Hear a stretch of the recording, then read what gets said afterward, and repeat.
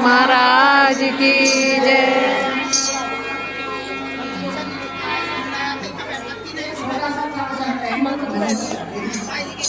भजन बोल रही है गुरु जी कहिए, उन्होंने जर्किन परखिन उतारी है। गुरु जी का सामान हम कहिए, मैंने तो थैले में बोलना बंद करो, कोई नहीं बोलेगा। महाराज की जय। खाना बनने का काम करते थे, खाना बनने का काम करते थे, संत सेवी थे और उनके पास माया और भक्ति दोनों इष्ट धर्म है। श्री गुरु महाराज नगरी निवासी भगवान के चरण की दासी है और जो जब वो साधु सेवी थे उनके पास माया की भक्ति को नहीं था, इकट्ठा भक्ति का धन इकट्ठा था। जब भक्ति का धन इकट्ठा था और संत सेवी थे, माया थी नहीं ज्यादा, तो एक दिन ऐसा हुआ संत आगे नहीं 10-11। अब दोपहर बाद की बात ही और कबीरदास बोले लोई से लोई संत आ गए हैं, इनको भोजन खिलाना है, बोलो घर में कुछ है। तो लोई कहती है कबीरदास जी और दिन तो कुछ थोड़ा बहुत आटा पड़ा भी रहता था, आपको कुछ नहीं है, क्या होगा। तो कबीरदास जी कहते हैं, उन्होंने कोई बढ़िया बता दिया कि तुम जाओ फला बढ़िया के पास चली जाओ और वहाँ से 5 किलो आटा, किलो दाल और थोड़े थोड़े मिर्च मसाले ले आना और संतों को भोजन बना के खिलाना है। तो पति की आज्ञा से लोई जाती है उधर मनिया के यहाँ और उनसे कहती है दादा जी इतना इतना सामान देना है और हमको संतों को भोजन खिलाना है। तो बनिए ने वो 5 किलो आटा तोल के रख दिया, किलो दाल भी तोल के रख दी, मिर्च मसाले भी रख दिए थोड़े थोड़े। अब लोग कहने लगी कि लाओ सामान दे दो। बनिया कहने लगे लाओ पैसा दो, उधार नहीं दूंगा। अब लोग बेचारी वापसी आई, कबीरदास बोले ले आई सामान। महाराज कबीरदास जी सामान बने ने तोड़ कर रख दिया कहने के अनुसार, और हमने कहा लाओ और सामान को दे दो, तो बढ़िया सामान उधार नहीं दे रहा है। तो कबीरदास जी कहते हैं जाओ हमारा हुक्म है, आपकी पत्नी नहीं जाएगी ऐसे।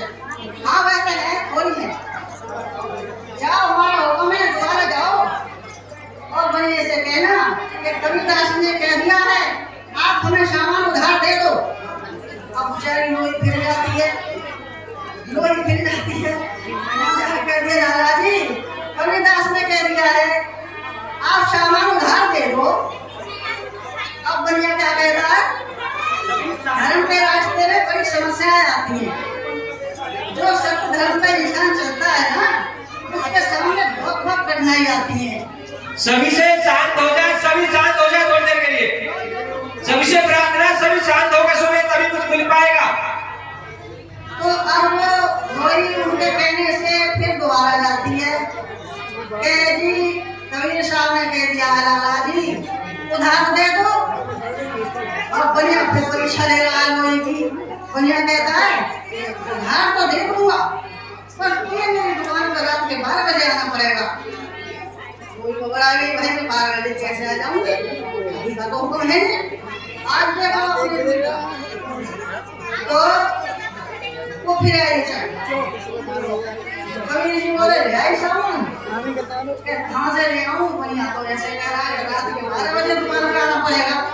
तो बताओ मैं जैसे हम ही भरूंगा 12 बजे आने की। तो फिर जाओ, फिर तुम्हारा जाती है वो। आज हम एक बार पत्नी ने कह दिया ना आज तो रोटी बनेंगे, तो अरे हमारे बस के रोटी बनानी नहीं जवाब मिला। तो वो फिर जाती है और कहती है बने से दादा जी कबीरदास ने कह दिया है कि रात के 12 ठीक है ले जाओ। सामान ले आई कोई कविता सी को लेकर मिल गया सामान यहाँ मिल गया। ठीक है भोजन बनाओ।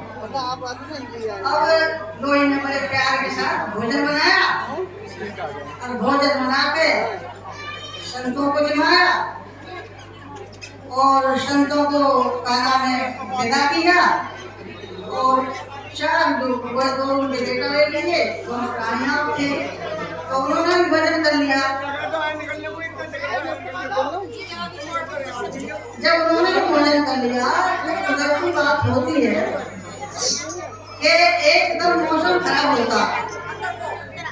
मौसम खराब होता है, आंधी तूफान बारिश बड़ा भयंकर मौसम बन गया। लोई ने सोचा अच्छा हुआ मन में लगा मुझे मौसम हो गया खराब। इतना पानी हमारे रास्ते में है, आगे कितना होगा? बनिए की दुकान में तो जरूर पड़ेगा, पकड़ा नहीं चलेगा। तो कविता तो जवान के पक्के थे, जवान कविदास की थी तो हुक्म में चल रही थी। तो कविदास बोले कुछ ध्यान है क्या? क्या वहाँ बनिए से वादा करे आई हो, वायदे में ध्यान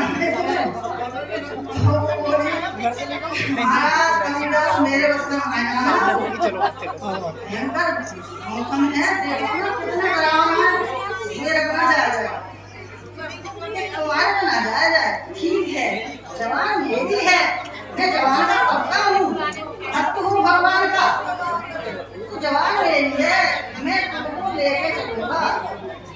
तो कबीरदास ने अपना काला कंबल ओढ़ा और लोई को अपने पत्नी को आ गए यहाँ पे और लेके गए। बड़ा भारी भयंकर मौसम डरावना। दुकान पे पहुंच गए और जाके खड़े हो गए। लोई बोले अंदर जाओ, चली जाओ। वो हुक्म नहीं चल रही है, फिर भी जाओ चली जाओ। और वो चल अंदर गई लोई। 12 बजे तो नींद आई जाती है, बनिया गया चिराग जल रहा था, चिराग जल रहा था। तो लोई बोली महाराज वो तो बनिया में सो रहा है, क्या सो रहा तो जगा लो, आ जाओ। हुक्म के अनुसार उन्होंने लाला जी हाँ, और लाला जी की जैसे आँख खुली तो एकदम बिजली चमकती है रात है ना, और एकदम चानना हो गया जंगल में। जब तुम अभी देख लोगे तो बिजली चमकती है तो आँख भी नींद आती है, रात में तो वो हिसाब बना। वो कबीरदास सामने खड़े थे कंबल ओढ़ के, तो निगाह बजाए लोई के कबीरदास बोले लोई ये कौन खड़ा है? लाला जी कबीरदास खड़े हैं और मौसम बहुत खराब हो गया है, मेरे को नहीं आएगा तो भी मुझे लेके आए कंबल में ढक के। इतना सुन के लोई ऊपर उठ जाता है और वीर के चरणों में गिर जाता है। बार बार माफी मांगता है, महाराज मेरी बहुत गलती हुई है, मुझे माफ करो। तो साधु से भी तो थे ही, वो भी सुनी थे, उन्होंने बनिया को माफ कर दिया। तो वो वापसी अपने घर आए तो वो कहते हैं ना कि धर्म चीज ऐसी बड़ी जैसे पेड़ खजूर, और चढ़ जाए तो फिर जाकर हो जाए चकनाचूर। तो धर्म के रास्ते में आदमी कोई अपने सही रास्ते पे चल रहा हो तो उसके सामने तरह तरह की परेशानियां आती हैं। सही बात। मिल जाता है इंसान, अगर उस वक्त है तो फिर भी रुक जाता है, तो फिर तो कहीं साथी देता है। आज हम कैसे बने हुए हैं कि हमारा अगर कोई काम संसारिक फंसा हुआ है तो सामने वाला जीव भोला है, उसको बाबू में देकर फांस देते हैं, भाई हम ये करेंगे वो करेंगे, तुम ऐसा कर लो वैसा कर लो, तो वो जीव बातों में आ जाता है, बातों में आ जाता है और वो खरीदारी हो जाती है। और खरीदारी होने पर देने वाला तो मोदो ग्यारह हो जाता है, तो उसका मतलब करेगा जवान का पक्का नहीं है, इंसान नहीं है, वो शैतान है। तो हम शैतान बने हुए, तो शैतान ना बन के इंसान बने, अपनी जवान के पायबंद बने, और तो हम इंसान हैं। ये इंसान की योनि बार बार नहीं मिलती है, बड़ी मुश्किल से मिलती है। तो जिसकी जवान सही है तो पकड़ा नहीं जाएगा। जवान व्यक्ति हमेशा पकड़ा जाता है, कोई मुल्जिम है, आदमी से छुटाया है, जमानत कर रहा है और वो फिर पकड़ा जाता है मुल्जिम जो है कई केस में। तो पुलिस आ गई, जवान व्यक्ति को पकड़ेगी, छुटाया जाए तो पता कहाँ है।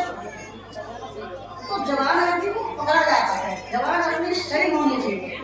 हाँ वो कर सको तो हाँ भरो, नहीं भरो मत कर। बोलो मेरे श्री महाराज आज की जय, सच्चे दरबार की जय।